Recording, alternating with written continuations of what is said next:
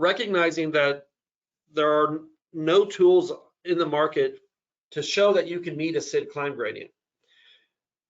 The Info 18014 says to use the best data that's available. Some manufacturers have published all engines operating data and some have not. For those who have, Part 25 does not require the manufacturer to publish it, but they will publish it as advisory data or in some sort of supplement or appendix. APG has taken that data and used that to build our tool here. When it's not available, APG has built an estimated model from the one engine inoperative climb gradient data. We can predict what the all engines operating data will be. We've done that in a conservative fashion that we can confirm mathematically that the aircraft will always outperform what we've modeled. But what we've modeled is not too restrictive so as to give kind of a false negative that no, you can't take off. And so let's walk through a little bit how it looks in the application today. So this is our Genesis application, either Performance or Navigator. And the first thing we want to do is look at our engine out procedure. Our design model for this application is if it's blue text, it's something that you can tap on and take an action on. In this case, I've highlighted the letters DP there. If you tap on those, it brings up that engine out procedure that I showed earlier.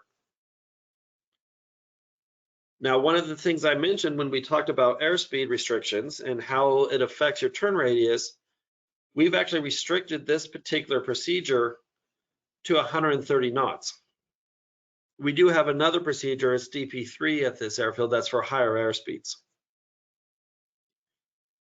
So what we want to know is if you use this procedure DP7 the way we've modeled it with the 4 DME, you're limited to 130 knots. In fact, our software enforces that. We will limit your takeoff weight so that it does not exceed, your V2 does not exceed 130 knots. But in this case, we need to verify that we meet that speed restriction. So what I have modeled here is a 65,000 pound takeoff weight. You see that in the middle of the page there. And if we select the limit weight that we have shown there, that is our runway analysis limited weight. And we see a code that says -0, which means obstacle limited. So with a one engine inoperative climb profile, we have determined that the limit weight is 82,372 pounds. However, if you tap on that, we will bring up a screen that shows your climb speeds and your distances for your actual planned takeoff weight of 65,000 pounds. And as you see at the top of this pop-up window here, your planned takeoff weight is 65,000 pounds. For that weight, the V2 speeds for a fully rated power takeoff, which is the left column, is 116 knots. This particular aircraft I chose does have a flex thrust or reduced thrust capability. And for our assumed temperature that we determined, the reduced thrust climb speed is 115 knots. Both of those speeds are below 130 knots. So we know that the procedure we've selected is acceptable for use at this takeoff weight. So now we want to know if we can meet the SID requirements, all engines operating. We know from a runway analysis standpoint that we can meet it because our limit weight's over 82,000 pounds against a planned takeoff weight of 65,000 pounds. But to figure out if we can meet the SID climb requirements with all engines operating, we've added this column called required climb. And if you tap on the specify button, it brings up an interface where you can enter in what the climb requirements are for the SID. So in this case, the SAR-D3 has a requirement 460 feet per nautical mile to 14,000 feet. The thing you'll see at the top is we have a toggle for, you can model this either with one engine inoperative or all engines operating. There is an advantage to being able to show that you can meet a SID one engine inoperative. If you find that you can meet the SID with one engine inoperative and your runway analysis shows that you can clear the close-in obstacles, then you don't need to brief an engine out procedure. If you would lose an engine, you know that the aircraft is capable of meeting the SID climb requirements and you can stay on the SID while you still declare an emergency and you still talk to ATC, but you don't have to change from your SID to your engine out procedure, and you don't have to brief an engine out procedure before flight. So if you can meet at one engine inoperative, it does make the crew briefing easier. So if we hit the apply button on this page, the way I have it selected here with the one engine inoperative selected, we see that in this case, no, you cannot meet the SID at your takeoff weight. And we know that because our limit weight reduced to just over 53,000 pounds.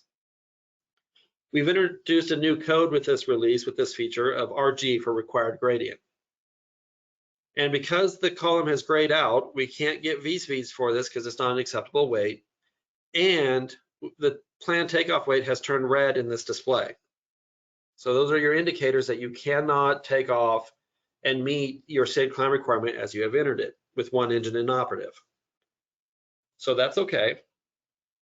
We're going to go back into the tool now, and we're going to tap on that text, and we're going to switch to all engines operating.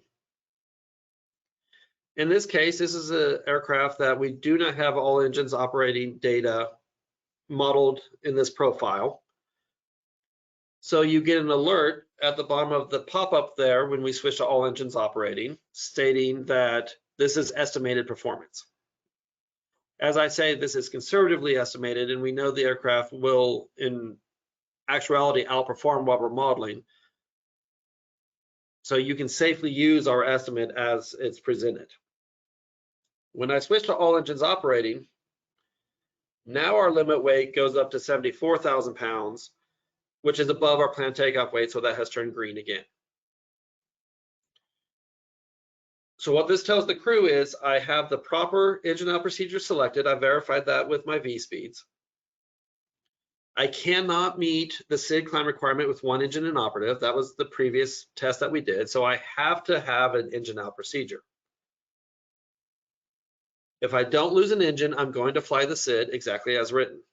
If I do lose an engine before the deviation point, which was the 9,100 foot decision point, then I'm going to switch to the engine out procedure. One of the things I want to draw your attention to is this row that we've added here, average second segment climb gradient, when you pop this up.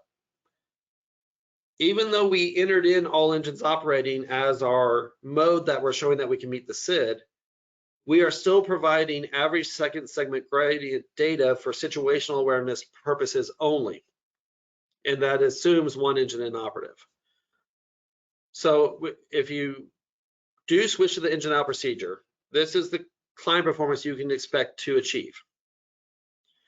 5.6% for a fully rated takeoff, or only 3.7% for a reduced thrust takeoff. And that's why the engine out procedure is so important. We have done the analysis to show that using this performance as modeled here, you can safely follow the engine out procedure, enter the hold, and be clear of terrain, clear all terrain and obstacles by 35 feet with your net climb gradient. I'm going to switch aircraft here to one that we do have all engines operating data for. This happens to be a Citation Mustang, which is a Part 23 certified aircraft. Part 23 certified aircraft do require all engines operating data to be published. So if you're a King Air operator or a Mustang operator, for instance, you will have this all engines operating data available from the manufacturer, and we will use that. So to show how that looks a little bit different, we're going to hit the specify button. And this time, when I select the all engines operating toggle, you see that we do not have the alert. That's because we're now using manufacturer data. And in fact, as soon as I hit apply on that, what we see is that the limit weight remains a structural limit in this case. So in this case, the performance is from the manufacturer, which is always going to outperform what APG is modeling if we were to estimate it from the one engine inoperative analysis. There's one other change that happens when you have manufacturer data as well, and this is a new row that we've added to our display here of your all engines operating speed. The climb capabilities of the aircraft are a function of the climb speed that's being flown.